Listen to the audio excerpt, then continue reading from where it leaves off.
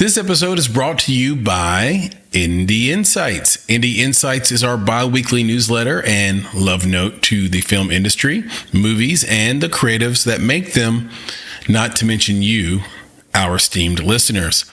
Inside, you'll find curated industry trends, articles, exclusive commentary, and underappreciated films from filmmakers like you worldwide. And the best part is that it is completely free. So join today at www.bonsai.film. It takes just a few seconds. And once you sign up, you'll get the very next newsletter on Friday morning. It's that simple. Go to www.bonsai.film to get Indie Insights, our bi-weekly newsletter, and join a network of film creatives just like yourself. And don't worry, we'll never sell your information or spam you with a bunch of nonsense emails, just the bi-weekly film industry goodness you need. And if you ever tire of Indie Insights, simply unsubscribe. No gimmicks, no games. So go to www.bonsai.film to get Indie Insights for free.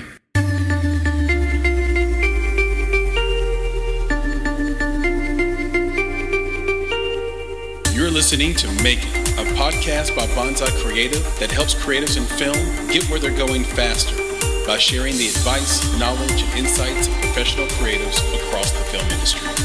I'm your host, Chris Barkley, and with me today is my good friend and Make It podcast co-host, Nicholas Bugs.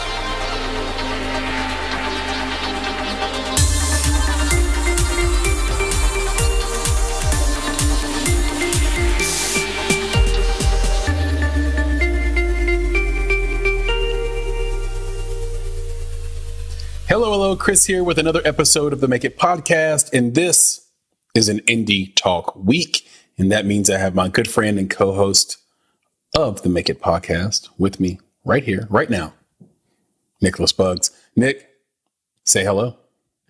Hello. I love it. You know, the staccato in that, with me right now. Mm-hmm. Nicholas Bugs. Yep. Oh, no. I think you left out. You got to do the incomparable. I'll do that. I'll do that next time, or maybe I'll save it for when I have a guest host. Yeah, right. It's like I'm gonna say that for someone who's not you. How about that? Right? Exactly. But it has been a while though, and I'm so glad to sort of be back in the saddle with you. We had so many back interviews that I thought that it would be a disservice not to let them out, not to release them to the world, to this audience. Yep, I agree. Because what happens is you can start to sort of map how old they are based on what we talk about. Yep, you got it. And it's like, whoa, okay, that's a little dated. That subject matter. I think I had to put a disclaimer on the front of one of these interviews where it's like, yeah, you listen, did. This is when we recorded this. And that's how crazy of a country this can be sometimes. Still the best country in the world, without question, right? Because if you ask anybody, okay, well, where are you going to go? Like, spin the wheel of countries where you're moving tomorrow because you're so fed up. Right. And nobody's leaving, right? So the deal is it's still the greatest country in the world, but it can be an unusual place. And so, for example, there was a conversation, I want to say it was with Michael McRae, where we were talking about one shooting, and in between our recording and we released it, another shooting happened. Yep. So, and all of a sudden I'm listening back saying, oh my gosh, my comments on one shooting could be sort of mistaken and extrapolated to this new shooting, and my feelings on that, which, aren't accurate at all. So, yeah. We took a little hiatus for that reason, but now we are back. We are day drinking, by the way, recording this in the afternoon, but we're not day drinking liquor. I'm having this Celsius Live Fit, and I would love to be, what I would love to be drinking? 3E. There you go. And I was going to say that, I'm stepping into that. Christian Gregory. Now, Christian, if you're seeing this, if you're hearing this, Where's our energy drinks, bro?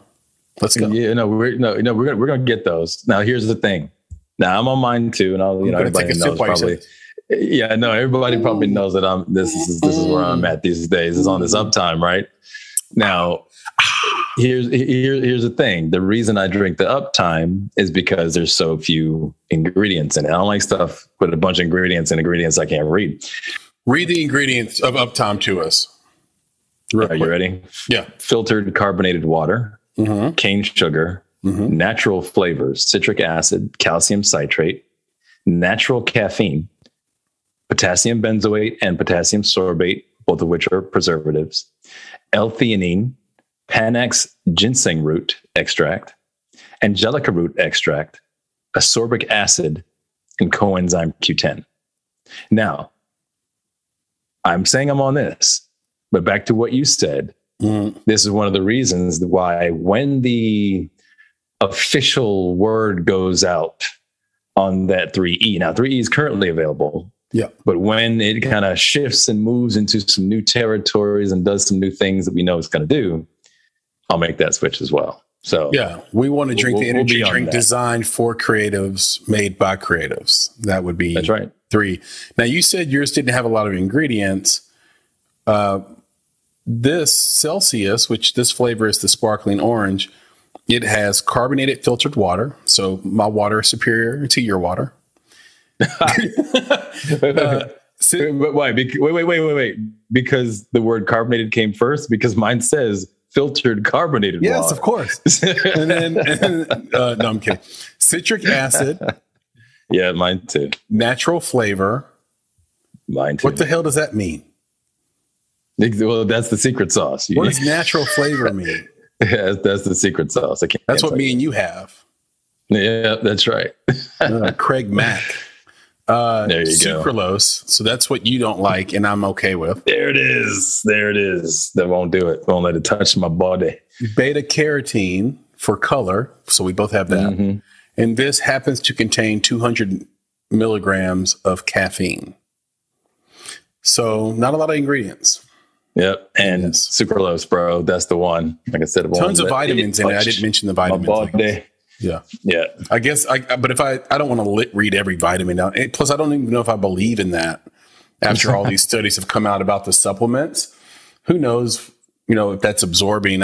If it's not a whole food vitamin, what's in what? I mean, what are you really getting? So one day we'll have an indie talk where I just go over my entire list of what keeps me, fit and young, and all the supplements that I'm taking and all the supplements you're taking. Steroids for you, right? That's what's keeping so strong and muscular. Say, none of that. That's right. Again, this stuff does not touch. For me, I do the moose spray, and that's what keeps my forehead growing. And you don't have a full head, you have a 5 head. A 5 head. And shiny. And when you go to sleep, you don't have dreams, you have movies.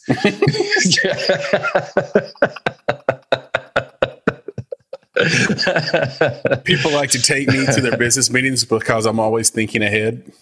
That's right. I'm always as you're ahead of your class. I know. I understand. Ahead of the competition. That's right. Let's talk about the movies we have watched since we've been gone, because it's been weeks, almost a month, maybe a month.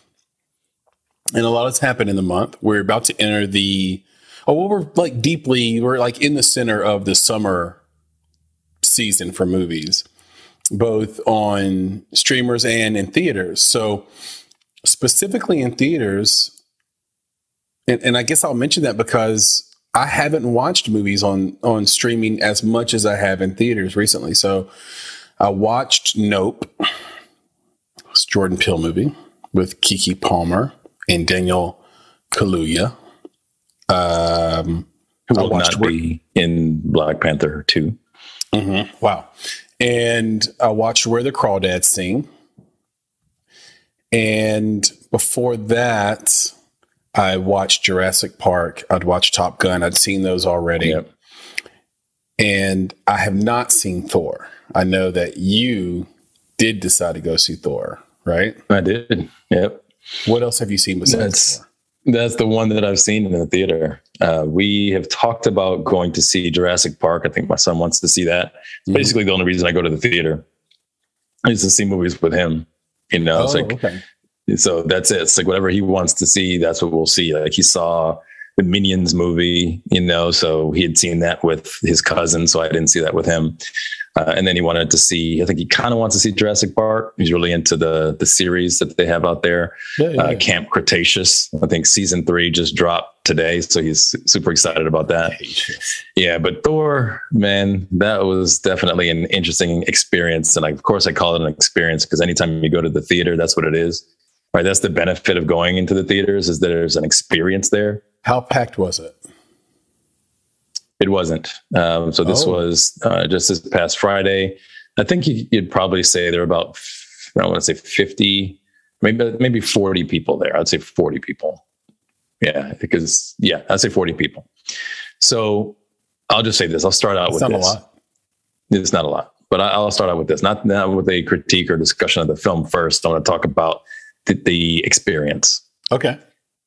This is the first time in my life I have been in a theater where when the movie ended, the theater was completely silent.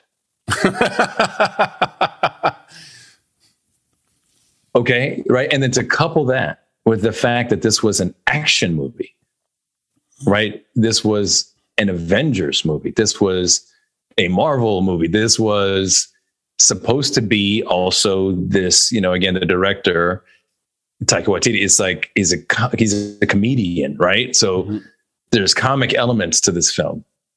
There's no one laughing at the end of this movie. There's no one commenting on a scene or a joke or a thing that happened or excitement even about the next thing, right? Because that's the way Marvel works, right? There's always something coming next that they allude to.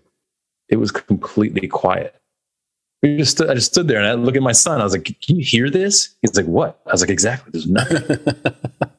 You know, and it was just a weird, literally never in my life have I experienced that. So now you take that back to the film. And I think what should you have heard and what have you heard in the past? Just people talking about the film. Yeah. Just people talking about the film. Did you see that? Or like, oh my gosh, I can't believe this, or that was so cool when just post movie chatter. Right? There was no post-movie chatter. It's like people were just grabbing their trash, the ones that actually take their trash, and left. It was just crazy. So again, back to the film itself, I see why. I was quiet too. Yeah, it's a remarkable thing for it to be quiet after a film. I remember watching Burn after reading the Coen Brothers movie, and it was so now we're used to it, but at the time it was a weird movie.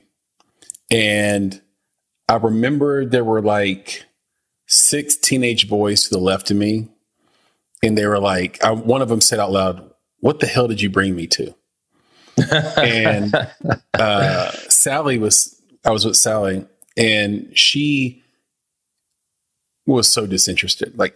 And that's the worst. The worst is when you bring someone to a movie that you're thoroughly enjoying and they could care less. So I'm loving the movie.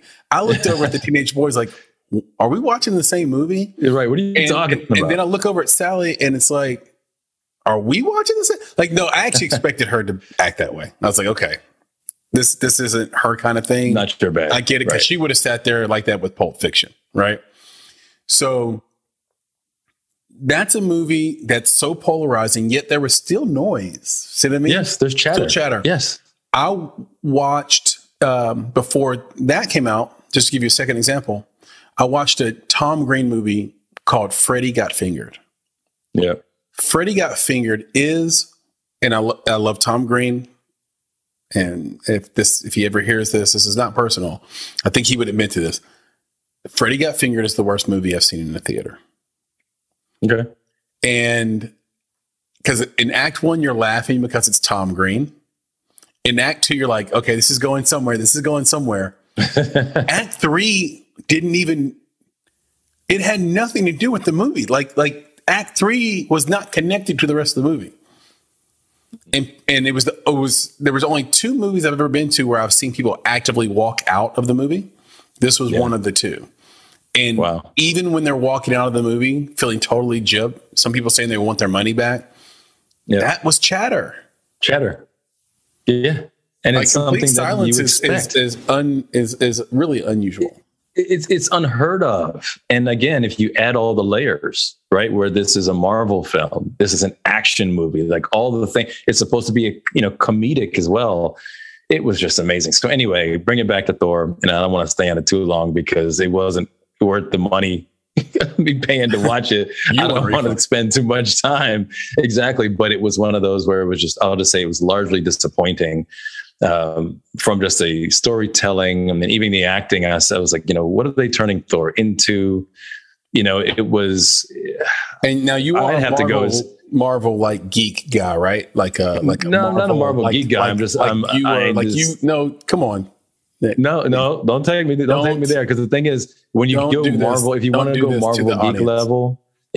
Marvel geek level, that's when you understand the relationship to the comic, which I don't, right? I don't know anything about the comics. Well, that's where a lot of folks will say, well, you didn't understand that or you didn't like that, but it's true to the comic, right? I don't know. Got it. So like we have a mutual friend named BC that knows all those details. Will probably think the movie was good because of that, right? Yeah, and or at least give it a certain rating because of the connection to the comic. And we can talk about that. I've got a whole idea about how people rate films, especially if you're married to the IP. Yeah. I think that is a significant portion of the rating. I think you're a 6 minimum if you're true to the comic. Oh, right. Okay. Like, well, that's crazy. You know what I'm saying? Yeah. Like well, we wouldn't do that. We wouldn't go that far. So anyway, but as far as like the writing, just for being true, you get a 6. That's crazy. Yeah. You get a 6. So for me, watching it, even from my son, and he's sitting there like, what's happening? Like, what is going on, Dad? Like, where's the action? Where's it? It was just dry. And it was very interesting to me that they were able to put this out there with all of these great actors, right? Celebrity actors in a film that could have been played. Those parts could have been played by anyone, right? If they didn't need the level of celebrity that they got in order for them to make that movie. Yeah. And that's what I mean. It was almost dumbed down. It's like some of the characters made this movie on the weekend while they were making a serious movie. You know what I'm saying? Like, oh boy, that's what it felt like to me. And I was just like, wow, some of the stuff they said, some of the things that they did. Yeah. And it was weak. It was just, it was kind of unfortunate, but that's the one that I saw. And, when we were talking about the theaters and you mentioned to me, that theater experience is back for you. And it is to a degree for us, we're going back to the theater, but I think that there's other films that are potentially going to save the theater where films like this make you question it. Right. Yeah, that's what it did for me. That was huge. I'm like, why am I spending this money in the theater when I could have turned this crap off at home? Right. If I had waited for it to come out on Disney Plus, I just, nope. Click. Jordan Peele. Nope. Right. You know what I'm saying? Like, it's done. But I couldn't do that. I was stuck spending that money. So yeah, it was. Yeah, you feel once you spend the money, you do feel stuck. That's why it's so difficult to walk out on a theater, even if you like it. I can't remember who. There was an experience recently where the film stopped in the middle. And they couldn't get it back up. And, it sounds like a story about an old man don't even getting out of a warm bath. But no, they couldn't get the movie going again. And they just gave everyone their money back. And I was like, I don't know, man, that kind of doesn't cut it, right? Like, you took the whole night, you're out there in the theater, you've seen half the movie. Right. And I guess you get free tickets to come back out, but now you have to come back out. Like, it's a thing.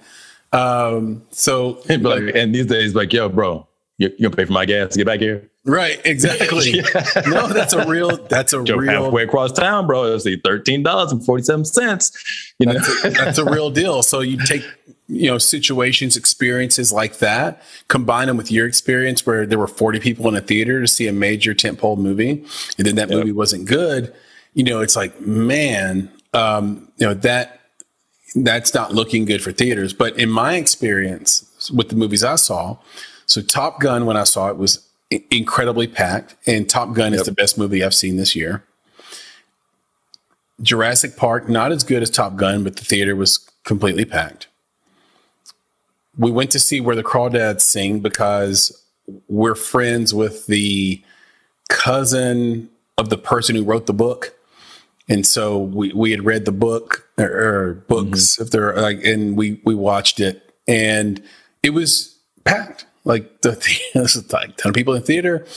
And the reason I mentioned that movie in particular is there's no action in it.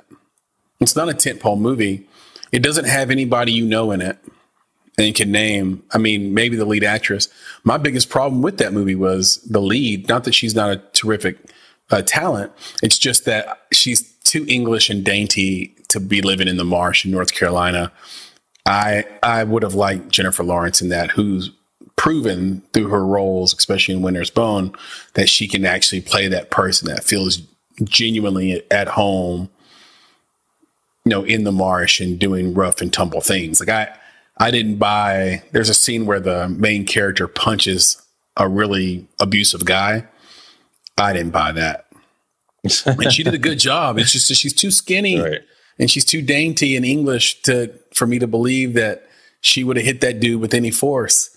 Whereas Jennifer Lawrence feels like, she might have knocked him out. Yeah, and that, so, but the point is the theater is packed. And then, Nope. It was now to be fair on this one, this was a screening. So before Nope came out, so it's kind of like it's going to be packed, but here's the thing. Screening was on Tuesday. Theater was packed, of course, but the entire movie theater. So our auditorium was packed, but the entire movie theater on a Tuesday night was people wall to wall. Nice. The concession line was so packed that I missed the first 5 minutes of the movie. And I was in the premiere line because I'm an AMC guy. And my line was like, I would say 5X shorter than the rest of the regular line. And all I ordered was a soft drink. So I was looking around thinking to myself, I think theaters are back. And maybe what I'm finding is that it could be regional based on that region's feelings toward COVID. I think there's that, and there's regional depending on that region's feeling towards the content. And then I think about, I wonder how many theaters were showing Where the Crawdads Sing. I mean, when I say theaters, how many theater rooms were they showing it in at that auditoriums? Theater? Yeah, probably. Right. I mean, auditoriums. And the reason I say that is because Thor, I think, was showing it in at least 3, right? Oh, okay. So you could get the regular view, you could get the IMAX view, or you could get the IMAX 3D view.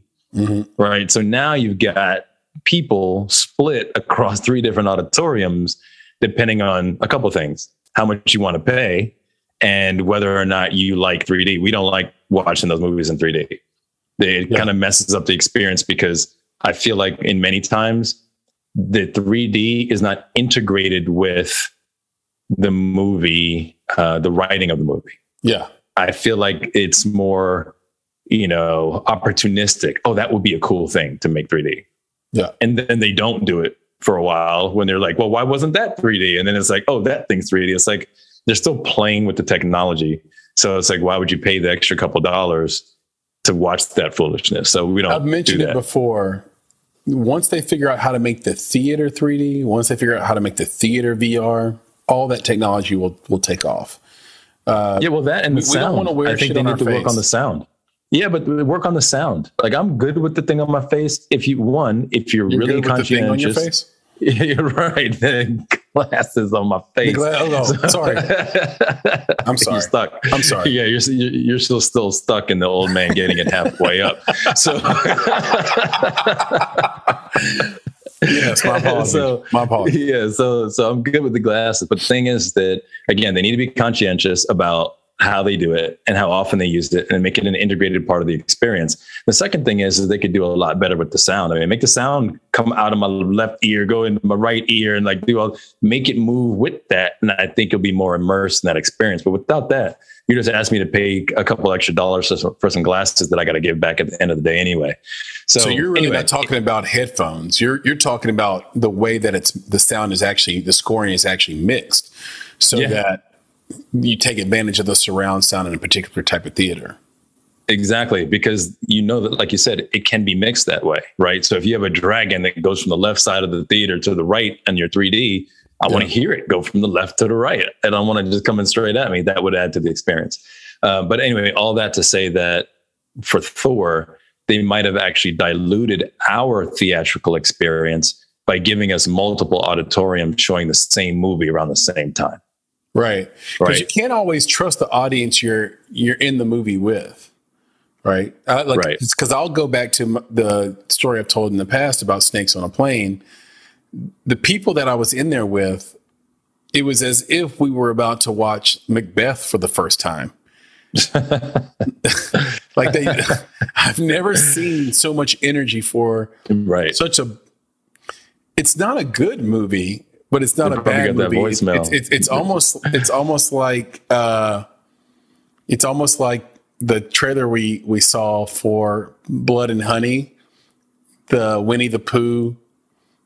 I guess so let me give some background. Well, actually, give some background on why it's possible that there's a Winnie the Pooh trailer for what seems to be a horror movie with Winnie the Pooh called Blood and Honey. Yeah, why it's possible. So the simple fact of the matter is that there are characters that get shifted back. I don't even say back, but get shifted into the public domain.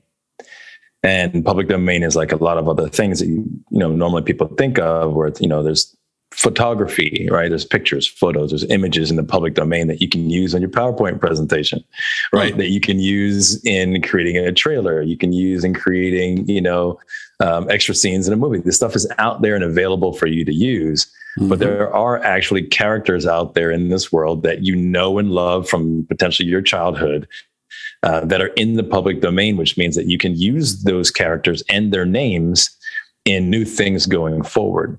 Right. And I think that they do this a lot in the comic space. I've seen numerous characters in that space where you see, oh, they're in this comic, they're also in this thing, and some new person comes along and writes a comic. It's like, well, how did they do that with Hercules? Well, Hercules in the public domain. That's why these different people can use it. So there's a laundry list of these characters. And just recently, Winnie the Pooh, and I guess in the band of characters in Winnie the Pooh, have gone on to the public domain. So recently, as recent as I guess middle or the beginning of this month, there was an announcement that there is, I guess, the studio who's working with a filmmaker to bring to life Blood and Honey, which is a Winnie the Pooh horror film. And yeah, exactly. The little subtle laugh that you're giving, that's where I'm saying, like, what? Winnie the Pooh horror movie? Like, what are you talking about? Like, that's just craziness. But, what did they do? What did the filmmaker do? They took intellectual property, right? We always talk about this, right? Branded IP that's known. And they coupled it with a genre, which is horror, where the folks are just hungry for more, right? That's just... Yeah. It's an insatiable appetite that folks in the horror genre have for horror films. So they've taken that and put those two things together, and they've at least started to make this film. And there's a trailer out there. You can check it out on YouTube. And I think we'll have at least put it in the show notes. Yeah. And it pops up in a couple different places. But what you'll see is that in one place, the thing has 2 million views. I think the trailer is all of 33 seconds long. I think they have some other trailers out there where it's like a minute something, but I think the minute something might have some buffer or something like that in it. But at 2 million views in a month, right? Another site, there's 1.5 million views in a month. Another site is 1.2 million views in a month. And I think you could agree, right, Chris, that the trailer is, let's just say, less than inspiring. It's student film-esque. Right. But it has 2 million views. Yes. Right. Well, So more than that in the aggregate, but yeah, on one channel, aggregate, it's exactly. over 2 million and 1,800 comments was the one on the video I saw. Right. So what are comments? Comments is engagement. Engagement, right? Yeah. So this filmmaker at the studio basically has, all of these views, all of this engagement. It's the smart play, right? Whether or not the film turns out to be, a unicorn or do whatever, this film can likely get funded based off of its proven engagement, right? It's proven virality, right? In a month's time, 10 million views. Let's just call it 6 million views across 3 different channels. That's viral, right? In a month's time, right? So it's viral. And who's talking about it? Like you, Chris, you asked me, like, how did I even hear about it? I got it from a news feed through IGN, right? So IGN is saying, here's this thing and it's gone viral, right? That's, again, you go viral with anything, then it increases its virality, right? As soon as someone says it went viral, well, you gotta watch it, right? And then you watch it, you're gonna share it. So anyway, I think the filmmakers are doing something very interesting here. We'll see where it goes, but it's a good play. Can I read some of the comments? Please. So we talked about it looking like a student film, right? And when we're making that comment from the perspective of having made feature films, short films, and reviewed and given notes on many, like countless others, right? Right. And just having love for movies, and we've been watching movies and television our whole life, right? Right. And having reviewed and watched many student film as well. So. Exactly. So Moonlight Hunter says, well done. The silhouette of Winnie's head and ear in the window gave me the chills. With 889 thumbs up to that particular comment. So Jeez. What do we know? 889. Yeah. What do we know about quality? What do we know about what looks like a student film and what doesn't? Or even expectations around whether or not that is whether that matters, right? It looking like a student film may actually work in the film's favor. Well, here's the thing. It doesn't quite look like found footage. It's not like Blair Witch. No, it's not found footage. I think they were going for found footage maybe, but there were like too many cuts and they needed just to do it in one shot. Anyway, Das is Maine says they took his honey. He took their lives. Right. Already making taglines for the film. They're already making log lines for the film. Now this person, Isabella Blue, says this feels like it was made by a student film or a film student in the early 90s. Can't wait. That's not necessarily a bad thing, right? Right. No, well, not for them. Can't wait to say to my kids, this is the real Winnie the Pooh. You stole his honey. Now he wants blood. Yep. Blood and honey. Remember, if Disney sues this, it's considered canon. There's 1,800 hilarious comments on this, and some take it seriously. Some are having fun, playing along. Some are really like looking forward to the movie. And a lot of people reference like, oh, I can't wait to show this to my little sister or brother. They're going to be freaked out because they thought Winnie was so nice. And my feedback and comment on this is simple, because how do we rectify this? Like, how do we give our best take? And I wouldn't call it advice, but just something meaningful to this audience about how we reconcile the lack of quality with the virality that you mentioned. And to me, there's a lot of things that happen throughout our lives that are subtle reminders of this fact that I'm about to share with you. So I was told early on in my entrepreneurial life, in my early 20s, that making money isn't a factor of working really hard or working really long or any of that stuff, working even smart even. It was really a factor of what market you chose to work in. So if you choose to be a social worker you're going to have a legacy of helping others and changing people's lives forever. If you choose to be a teacher, same thing. If you want money, though, you should go work on Wall Street. Wall Street. Yep. Because that's where the money is. And some people do that. They say, well, I'll work on Wall Street and then I'll come back and do philanthropy, or I'll teach, or I'll do social work or whatever. I'll create homes, foster homes for kids with the money I make on Wall Street. So it's really a function of picking the right place to work, right? I'll give you another example. Okay. Independent filmmakers tend to make horror films. We know that. But what are the horror films about? If they're not making a horror film, it seems like it's a drama. And it's always a family drama. It's a drama. What is the drama about? What they did so masterfully, much more masterfully than the trailer, is they picked the right subject. Mm-hmm. Indeed. Yeah. It's really, to me, it couldn't be simpler. It's just, do you have the heart for it? Is it for you? Social media. If you want 1 million followers, be a person that takes their clothes off. Simple. Simple as that. It could not be simpler. Right. Be either incredibly funny, like top 2% funny, or take your clothes off. It's that simple if you want a huge social media following that you can potentially leverage. Now, there are problems with that. I like the comedy part because you can eventually do a comedy show.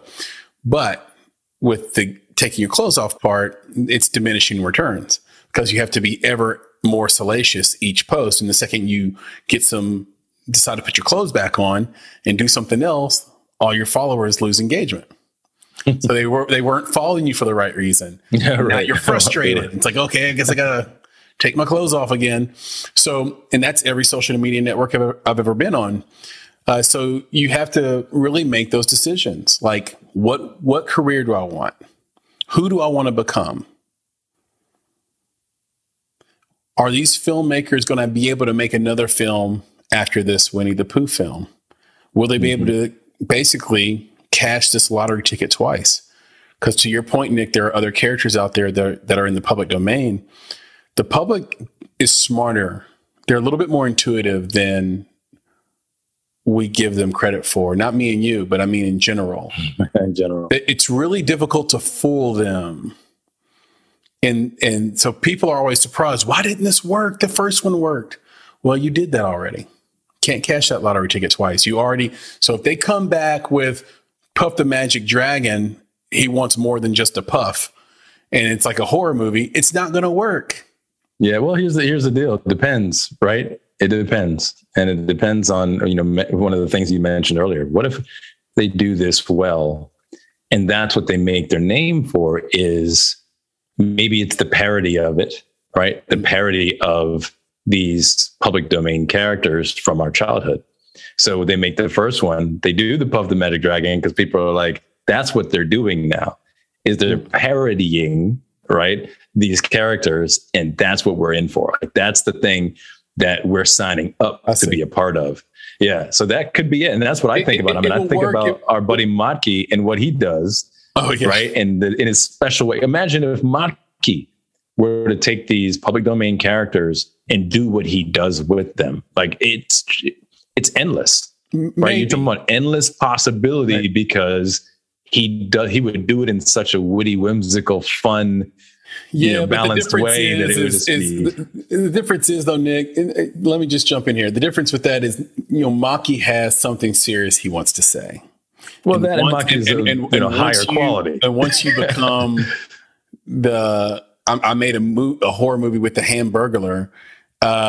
You can't go back and preach to anybody through your art, right? Which is part of the point of being a great filmmaker is you have a narrative platform to get a message across that's very difficult to put into words, or that you couldn't get across in a single conversation with someone. If it did work, like you said, I think that filmmaker would need to be smart like Weird Al Yankovic. So there's going to be a piece of this audience that has no clue who that is. So Weird Al was a big deal in the 80s, maybe the early to mid 90s, where he would do parodies of songs. But where he was really smart is that he kept changing the genre in which he would parody. So he'd go from Michael Jackson to Coolio, which, you know, now we know who Coolio is now, but back then he was like a legitimate rapper. And I mean, he still could be. I'm just saying, I think he might be known now for the guy who passed out having too much hot sauce on Hot Ones. But back in the day, rapper, won a Grammy. And then he switched from that and I think he did R. Kelly, Trapped in the Closet, except it was called Trapped in the Drive-Thru. Brilliant. And then he's done some rock parodies. So he keeps changing the genre, even though it's a parody. So if you did Winnie the Pooh horror, then come back and then make like a sexy, like 50 Shades of Grey, but with Puff the Magic Dragon. What do you think about that? Back to Puff. Think about that. It's possible. And that's the thing, is that there's ways to make it work. But the bottom line is, and this is what it all comes back to. Sexy Puff. And it, for me, is making sure that they're leveraging IP. They're leveraging things that people know. You know, and you're talking about things. I mean, here's the other part about things that people know in IP. It's really, it's connected to these people's upbringing, right? There are these formative years that you have where you create these relationships with characters, right? With music, with art. And if you can kind of key in on those characters and then bring your own flavor to that, I think you've already tied into an audience that is willing, and it's a generational audience. That's the thing. It's like people of the 80s, right? People of the 90s. Exactly. And then stick with that. Anyway, so that's one of the things that they're doing, is that, you know, there's these characters in the public domain. They're leveraging them. Second thing is they're leveraging an audience that's insatiable, which is the horror audience. Third, the thing that I mentioned to you is when you see these things on YouTube, you'll notice where it says official trailer, there's that little red line that precedes it. Okay. And that little red line kind of gives you the sense that, wait a second, is this Netflix? Right. So as a subscriber of Netflix, you might be, you know, wondering what the next thing is. And you want to see, oh, look at that. The next thing is Blood and Honey. So you click on it. Right. So you have. I do not recommend doing this, though, to this any audience. And I will tell you, the little line that may become a problem. I don't think that they have copyright or any control or ownership. But I will say that when I was showing you the trailers in the list of YouTube, you know, videos, one of them said Netflix in the top left corner. And I went to show you on camera, and I was like, Chris, look. And as soon as I did that, what happened? The whole thing shut down. Came back up. I tried to find it, and I couldn't find it again. That thing was gone. So Hastings listening to the podcast, taking that away. Exactly. So who knows who did that? But don't play like that. Don't put Netflix. Yeah, because they'll just wait till you make money, and then they'll sue you.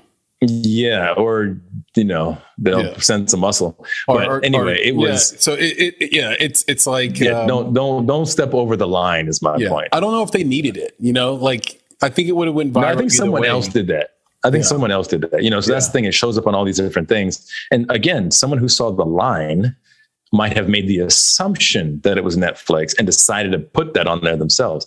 My point in that is that they used the little red line. They used the font to just grab people, clickbait, to grab people and pull them in. Right. So there are these ways of doing that on YouTube. That you need to think about as a filmmaker, right? If you're putting stuff out there, there's ways to present that initial image of your video that can then send it into virality if you're smart about it. Yeah.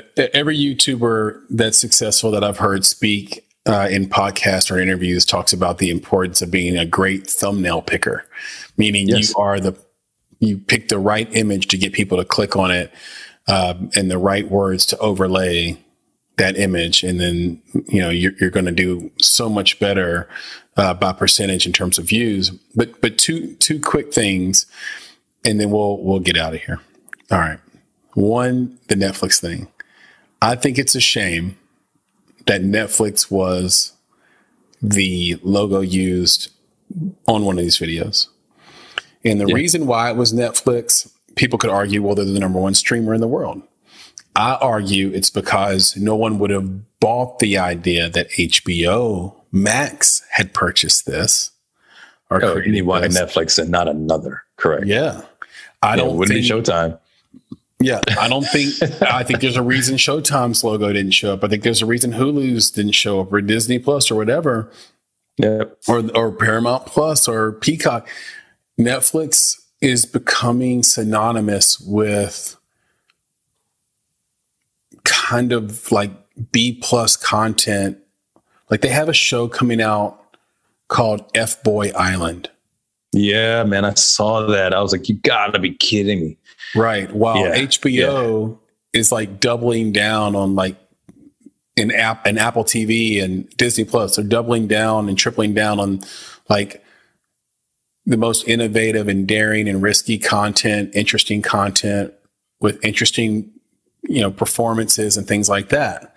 And Netflix is like, I think we put on social media, like they greenlit some show called The Sex Room, where a real estate agent comes in and teaches you how to build a sex room. And it's like design or something like that. Yeah, something like that. And it's like, come on. Like not only as an investor, because I'm an investor in Netflix. So not only as an investor, but also just as a person who wants to see Reed Hastings and Netflix win for other reasons. Like they need to not be tempted by Blood and Honey and by this.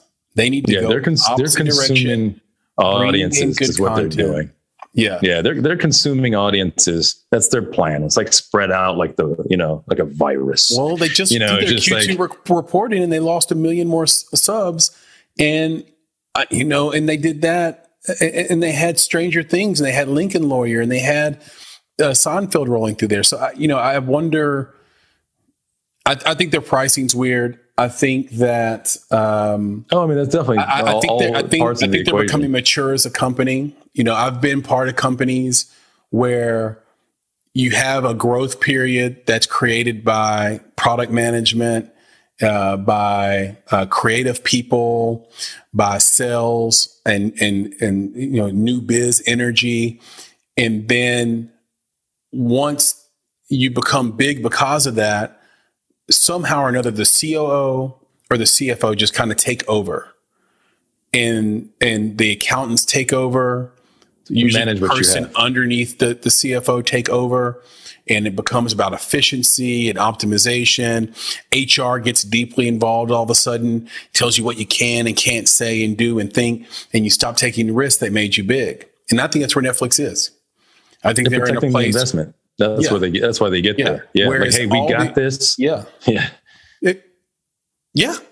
I think all the other streamers are taking risks that Netflix isn't taking. Yeah, exactly. And I think, and like you said, they could be looking at them and saying, you guys are being comfortable, right? And you are being risk averse. So we're going to take risks to create environments of content that people want to come to, as opposed to trying to bring in everybody.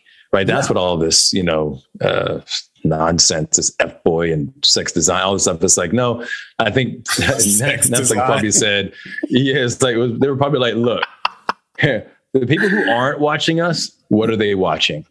Yeah. Right. Yeah. So let's go be that. Yeah. So that they'll come over here. Yeah. That's what they're doing. Whether your HBO Maxes, your Apple TVs are saying, no, we're going to double down on story. We're going to double down on, who's in it, production quality and performances. We're going to double down on that.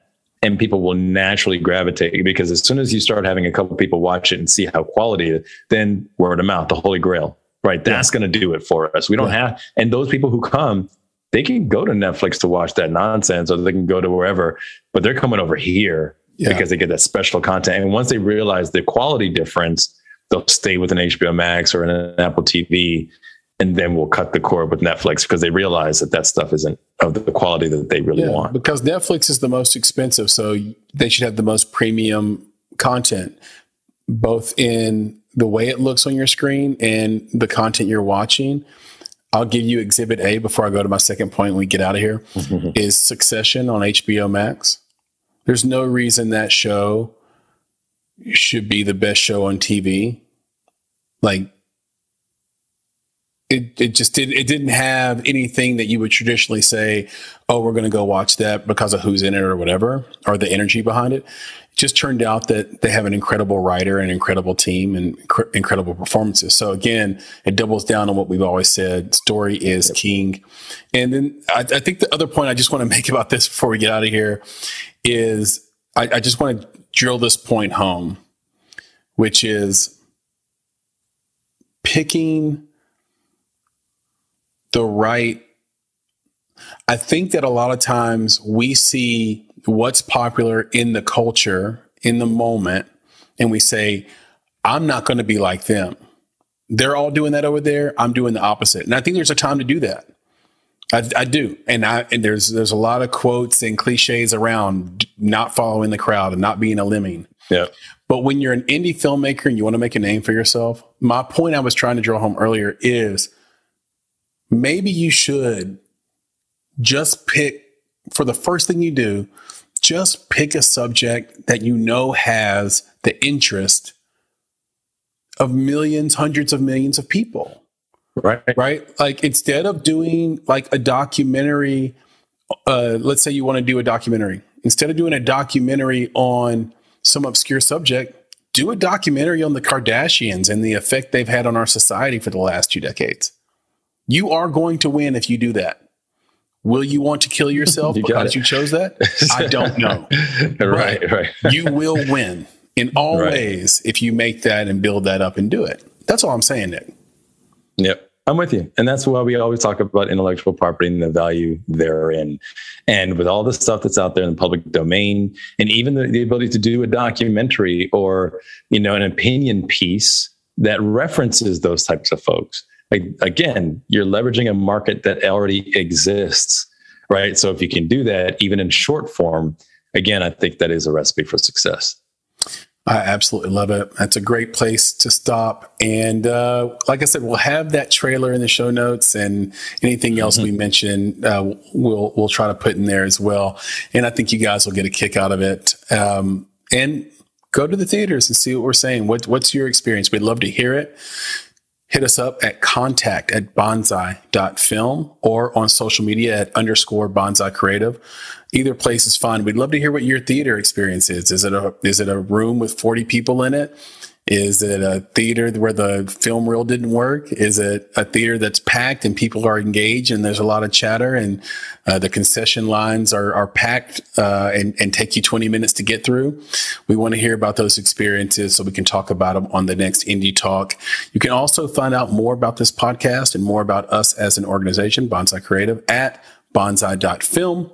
But most importantly, when you go there, you can engage with us both in the branding and marketing space. So if you have a film that needs to be branded and marketed and you don't have a budget for that, or you made a budget for it, but you don't know who to hire, all these types of things where you would need a consult or you would need someone to execute that, we can do that for you. So that's bonsai.film. And then the other thing that's there that I love, there's 2 other things actually. 2 other things I love is first, our newsletter, Indie Insights, comes out every 2 weeks on a Friday. It's great. So join that network of creatives, and it's really easy. We have a little pop-up on the website. You just put your email in there. We're never going to spam you. We're never going to sell your stuff. All we're going to give you is great filmmaker goodness every 2 weeks, and it will be stuff you can use. And it's just stuff we come across over a span of a couple of weeks that we think are really interesting, and hope you will too. And last but not least, we have officially started our fiscal sponsorship, Voice of the Filmmaker. So this is a great opportunity. It's a partnership we have with the Women in Film and Television Nashville. And it's a great opportunity for you to put a couple of dollars towards the success and creative endeavors of women in film. And so if you want to see that thrive, simply go to bonsai.film and you'll be able to click at the top, I believe, Nick, and click Voice of the Filmmaker, click the donate button, and that money goes directly to the films and creative endeavors of women in film and members of the Women in Film and Television. And hopefully something great will come out of that, and that you guys in the audience can actually watch in the future. And again, for the newsletter, it's just bonsai.film/newsletter, or you can just go to the main site and you'll get a pop-up. So, Nick, with that, please leave us with the credo. Yeah, always, man. This is awesome. This is going to be back with you. And like, I know you're over there laughing at the credo. But yeah, to our filmmaking friends and family and followers out there, be better, be creative, be engaged. And thank you for listening. Nick, I'll talk to you soon. Yes, sir. We'll do it again. All right. Be good. All right, man. Take it easy. Yep. Peace. Peace. Hey, gang. One more thing before you go.